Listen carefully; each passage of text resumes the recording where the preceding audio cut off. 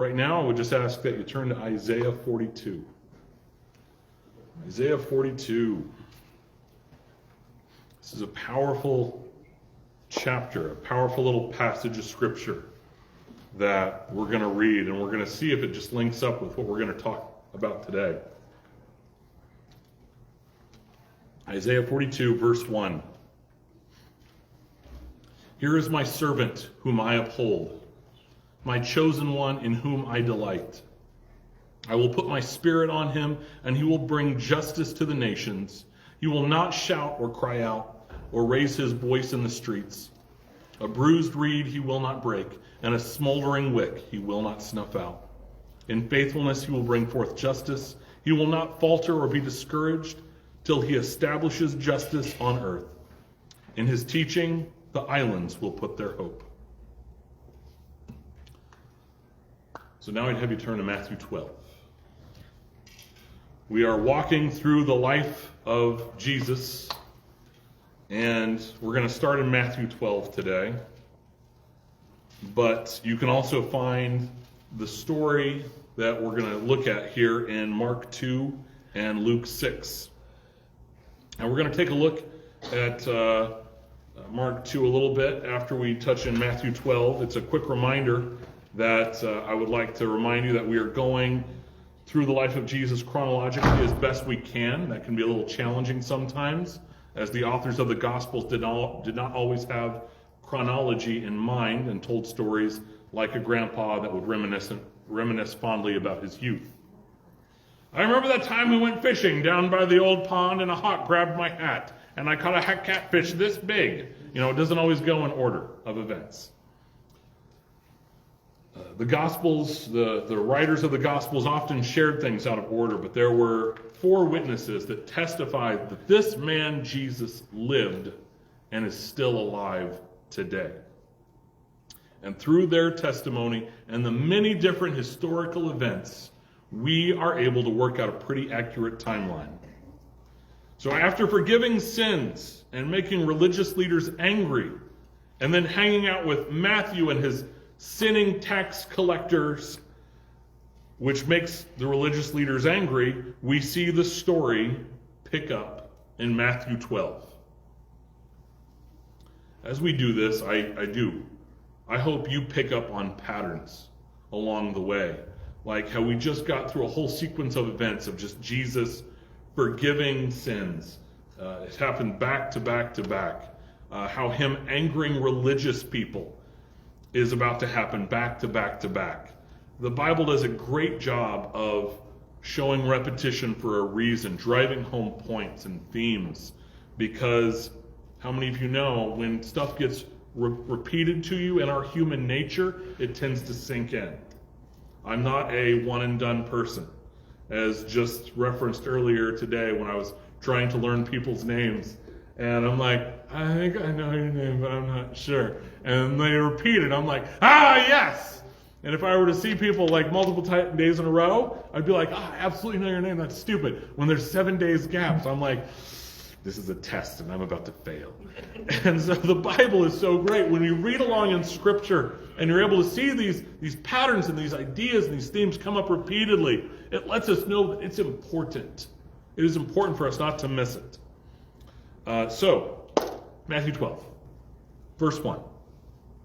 At that time, Jesus went through the grain fields on the Sabbath. His disciples were hungry and began to pick at some heads of grain and eat them. So this verse tells us a couple things here. One, the disciples had an actual need here. Anybody ever been hungry? Not once, yeah. How many of you know that hunger is a powerful motivator? They were hungry. That's an actual need. And there wasn't a McDonald's or a grocery store nearby, but there was food all around them in this field that they're walking through. And according to Deuteronomy 23:25, they're allowed to graze on that field that belongs to someone else as long as they only use their hands. They're not allowed to take a sickle to it, but using their hands, they're allowed to pluck the heads of the standing grain and eat it, satisfying their body's physical need. God knows about the physical needs that you have. He made you. He knows. He knows what your body is going to tell you that it wants. He planned that. He built that into you. He knows what we need, and he makes provisions for us to have those needs met. But guys, our greatest need is him. Him. A sentiment that Paul shares in Philippians 4 while under house arrest, Philippians 4:12. I know what it is to be in need, and I know what it is to have plenty. I have learned the secret of being content in any and every situation, whether well-fed or hungry, whether living in plenty or in want. I can do all this through him who gives me strength. Picture those hungry disciples walking from place to place, forsaking their jobs to follow Jesus, which meant they did not have a steady source of income anymore. But they were with God in flesh, who brings the rain, who makes all things grow. Do you think for a second, as they walked beside him, that they should be worried where their next meal comes from? I mean, if you walked out today with the physical embodiment of Jesus, God in flesh, right beside you, and he got into your car, would you be worried about anything? I wouldn't. They shouldn't be worried about where their next meal comes from, where they sleep at night. They walked with God. Here's the thing, guys. If we are in Christ, don't we have that same ability? Don't we have that same ability to trust that God is with us the same way that he has us, no matter what happens? If so, and that is my prayer, we aspire to hold on to Philippians 4:19.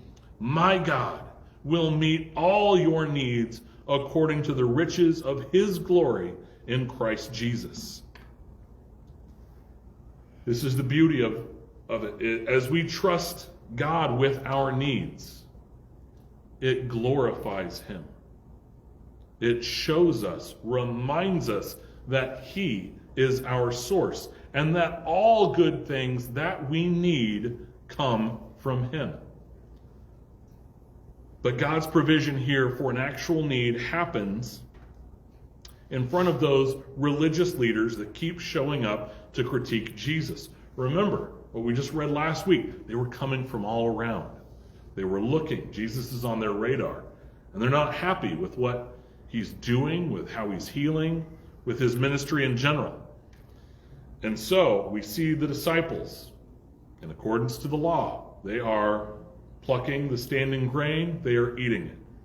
Verse 2, when the Pharisees saw this, they said to him, look, your disciples are doing what is unlawful on the Sabbath. Now, real quick, pivot to Mark 2. The Pharisees' problem here isn't where and how the disciples are meeting their need, but the when. It's the Sabbath, when God called the people to rest. And the Pharisees are saying, by plucking the grain with your hands, we're saying that's work, and therefore it's wrong, and you're in danger of hellfire and brimstone. Boy, I sure am glad we have moved past that kind of terrible, divisive, isolating kind of judgment today. Sarcasm sometimes is alive and well in preaching. I like how Jesus responds in Mark 2, verse 25, to these Pharisees that are supposed, it is their job, this is what they're called to do, to lead the people to God. They're supposed to be the they we talked about last week. And here's what Jesus tells them in Mark 2:25. He answered, have you never read what David did when he and his companions were hungry and in need? In the days of Abiathar, the high priest, he entered the house of God and ate the consecrated bread, which is lawful only for priests to eat. And he also gave some to his companions. This is a callback to events that took place in 1 Samuel 21. And it's important to understand the context there. If that's all you read, what might you think? If we don't understand the context, it just sounds like David and company just busted into the temple and treated the food in there like a buffet, right? Consecrated bread, that's the stuff. It's not what happened. No, David has just found out from his best friend Jonathan that King Saul wants to kill him. And David is now a marked man by a king. And David needs to get out of town in a hurry. And he's not able to go back home. They'll be waiting for him there. Everything, his life is in jeopardy. He is on the run. And he needs provisions. He needs essentials. He needs food. And right now he's got nothing and he's desperate. And so he goes to Ahimelech, the priest. And David asks for any food that this priest has on him. He says, please share this with me. And he's going to need it while he's hiding with his friends in a cave to keep from dying. That, you would say that sounds like a real need, right? The king wants to kill him. He's got to go hide in a cave, and he needs food. But Ahimelech says, I don't have any regular food here. The only kind I have is the holy bread. The bread of the presence that God says we're to set apart unto him as a part of worship and honor. This bread doesn't get handed out to just anyone that comes in. It's God's. But Ahimelech also understood the need here. And he asks David, have you and your men set yourselves apart to God? Are you walking with him right now? David says yes, and Ahimelech hands over the bread of the presence. And to double down on all that, all this took place on the Sabbath. So that's Ahimelech. We just referenced Ahimelech. Who's this high priest Abiathar that Jesus references in Mark? Well, when King Saul finds out what Ahimelech did, he goes in to that place of worship and he kills Ahimelech and 85 priests for daring to help David. And Abiathar is the only one who escapes, who becomes high priest by process of elimination. Ahimelech knew there would be a price to pay for aiding the enemy of the king, but he saw to David's need anyway because he knew that David was walking with God and Saul wasn't. And Jesus, don't miss this, Jesus references all this to the religious leaders who would have understood David's extreme need and Ahimelech's sacrifice. So flip back to Matthew 12. I won't always do this, by the way, but it is a little exciting every once in a while. Just keeps you on your toes. Matthew 12, verse 5. Jesus references David here. Then he keeps going, talking about all the work the priests have to do on the Sabbath to help the people draw near God. Matthew 12, verse 5. Or haven't you read in the law that the priests on Sabbath duty in the temple desecrate the Sabbath and yet are innocent? Those priests that work in the temple, their work was doubled on the Sabbath because that is when more people came to sacrifice, came to worship, came to present their offerings. The priests would have been busy chopping kindling for the fire, preparing the animals for sacrifice, standing and blessing and speaking forgiveness and prayers over and over for a long line of people, all on the Sabbath. Jesus says they are innocent of their work on the Sabbath for the people in the temple. And then Jesus says, verse 6, and I love it. I tell you that something greater than the temple is here. Jesus is talking about himself. He's openly declaring his divinity, that he is God in flesh. He is greater than the temple. He is the glory that fills the temple. He is what makes the ordinary holy. And while this amazing thing is happening, while he's having this dialogue with these religious leaders who I picture their sour faces and they're all grumpy, and there's this moment, and I love it, and I'm in awe of it, and I just picture his disciples just being like, just chewing, just, it's like, oh wow, yeah, he's really letting him have it, just like popping popcorn. Yeah, well, this is happening. Amazing moment. So verse 7, if you had known what these words mean, he's looking at these men that are supposed to get it, that should know, that have read the text. If you had known what these words mean, I desire mercy, not sacrifice, you would not have condemned the innocent. For the Son of Man is Lord of the Sabbath. In that one passage right there, Jesus lets them know that their hearts are not towards God. That's the whole meaning of I desire mercy, not sacrifice. That verse is found in Hosea 6. Hosea is a book that is all about a time when Israel refused to turn their hearts towards God. They refused to repent. They wanted to stay in their sin. But they still went through the motions of sacrificing at the temple. They still showed up. Still gave their tithes and offerings. They still did what was asked of them. But their hearts were not in any way in it. Hosea 6:6, for I desire mercy, not sacrifice, an acknowledgement of God rather than burnt offerings. The Israelites were showing up for the ceremonies, the festivals, the sacrifices, the traditions, and they were doing what God wanted them to do, but their hearts weren't towards him. They did not acknowledge him. Think of what that means, real quick, to acknowledge God. You know what it means to be acknowledged, right? You ever gone into any retail establishment? You know the difference between a good one and a bad one, right? Like you walk, you know what I'm saying? You walk into a place and someone goes, hi, hello, how you doing today? Thanks for coming in. Thanks for stopping by. Can I help you find anything? Do you feel acknowledged in those moments? And then you walk into maybe other places, maybe giant mega corporation stores. You walk in and you see a person, a retail employee, and they see you and yeah. Which makes you feel better?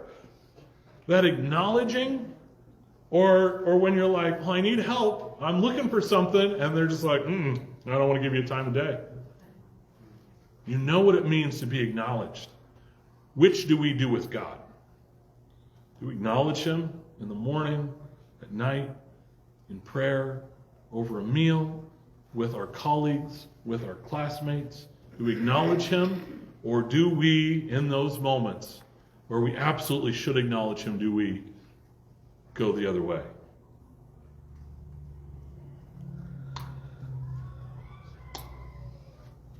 Also, say hi to your retail workers. Wish them a good day. Tell them thank you. Speak a blessing over them. They need it. Now imagine this is way, way deeper. Imagine this is your specific relationship with God.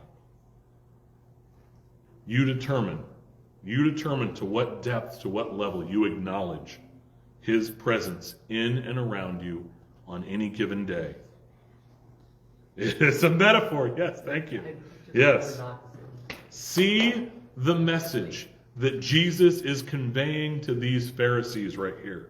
He's letting them know, by trying to shame the disciples in their valid need that they have, he's pointing out that they're doing it, shaming them out of a desire to control them. And that's not how God works. He wants their hearts. And Jesus has the hearts of his disciples. They dropped everything and they followed him. But these Pharisees, they are not acknowledging God.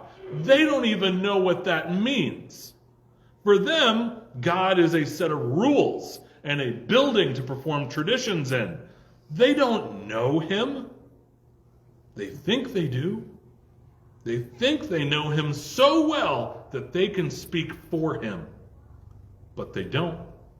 Because if they did, they'd understand that God in flesh is standing right in front of them, quoting his word to them, and they are missing it. I see this happen so often, guys. And it's frustrating, and it makes me sad at the same time. I see people misunderstand who God is, unable to see him,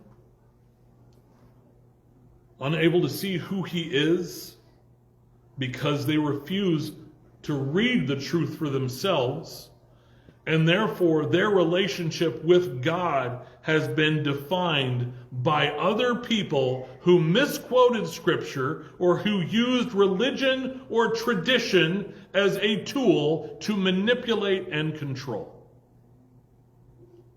And God has never been about control. He has always been about choice.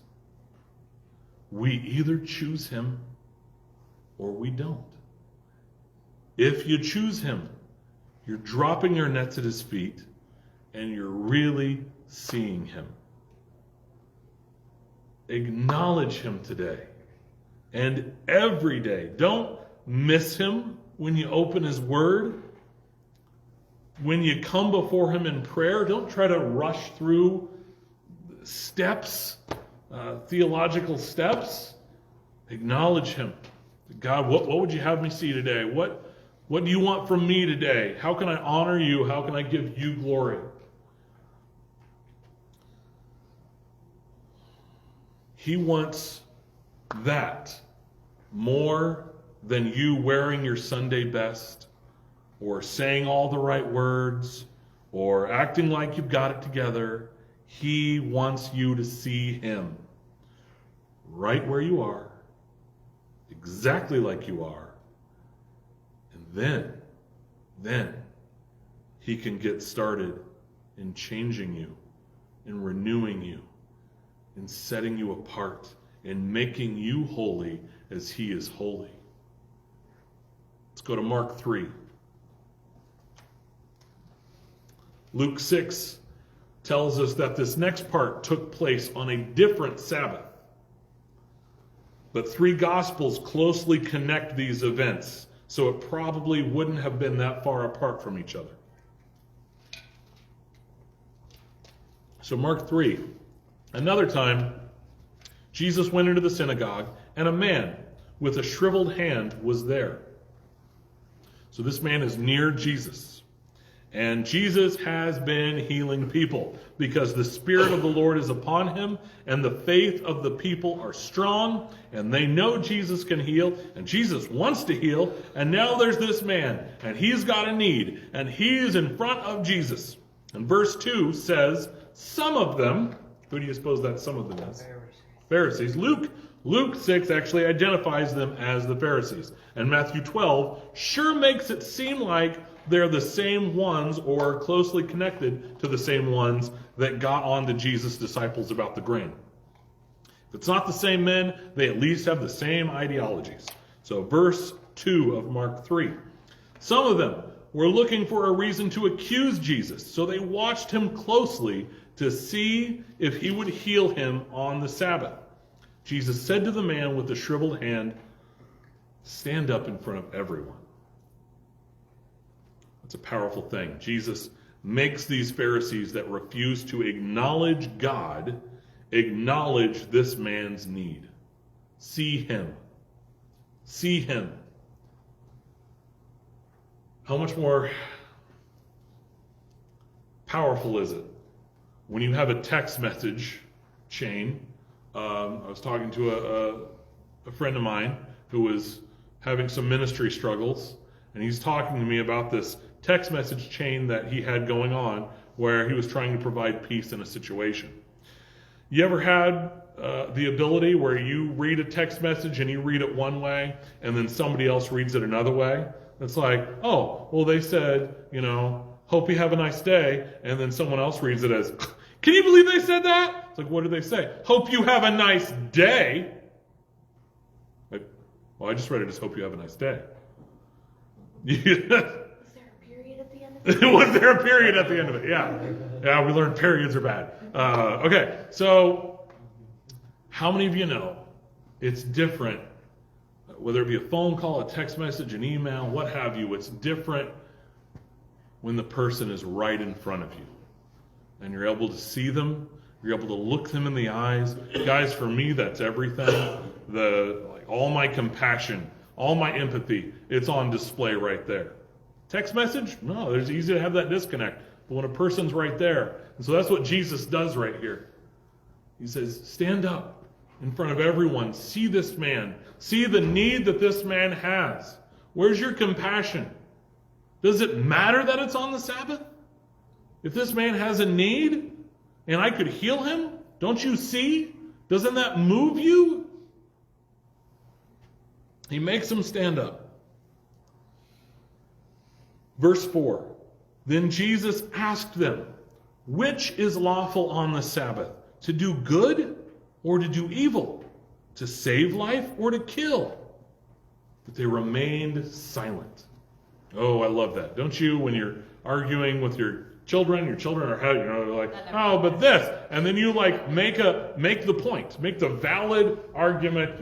You logically show them that, your way as the parent, the experienced, mature person is the right way to go. And do they ever go, it's like, I see it now. Yes, Papa, I'll do it your way. Or do they just say, just nothing. Nothing. My response to you is silence. That's what we see the Pharisees doing right here. They said nothing. Just glared.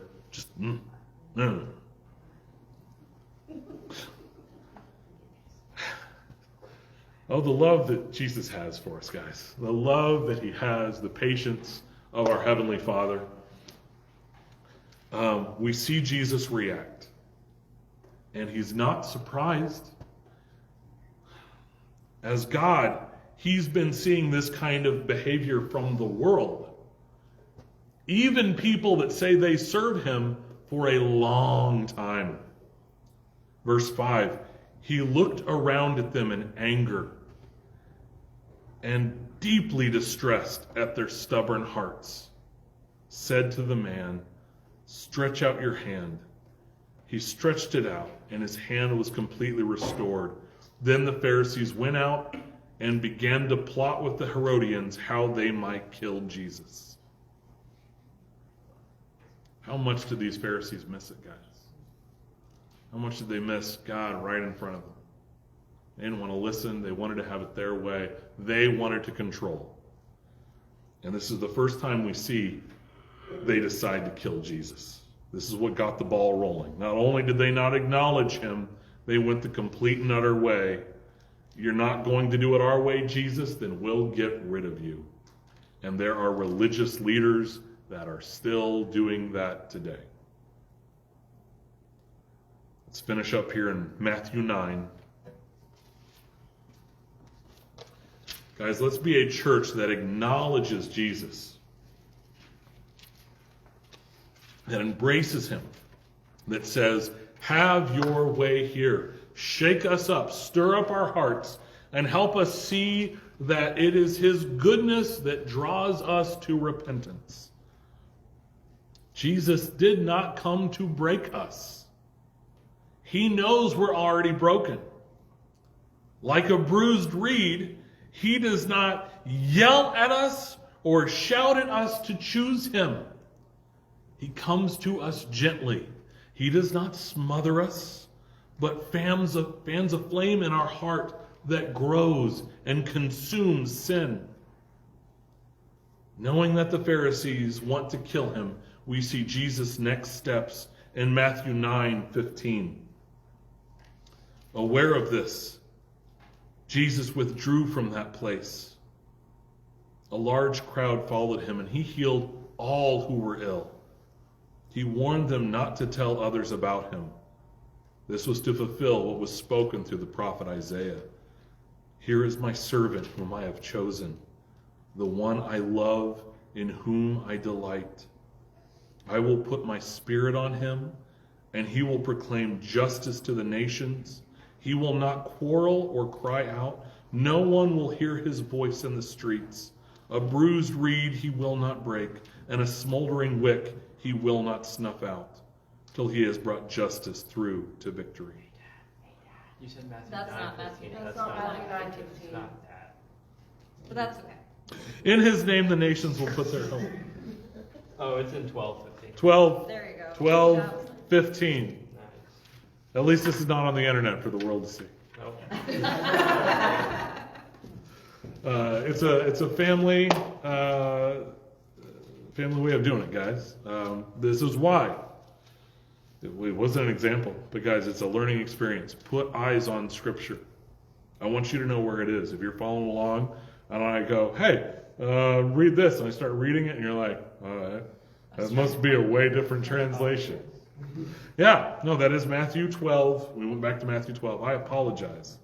But yeah, Matthew 12:15. It harkens back there to Isaiah 42. And it lets us know the kind of ministry Jesus has. He's not shouting in the streets. He's not selling it. He's not trying to bend anyone to his will. He's saying, it's like, I'm here. I have good news. And if you want, you can follow me. You can choose me. That's a choice we make each and every single day. And it's my prayer that you acknowledge him today. May the Lord bless you and keep you. May he make his face shine on you and be gracious to you. That grace extends to all of us who would call him Lord. As we put him first, as we turn to him, it's not about following a set of rules and regulations. It is about turning to him, turning from our sin to Jesus. I can't conquer sin. Jesus is the sin conqueror. It is his blood that covers us. So I choose him. I turn towards him and then let him do the hard stuff.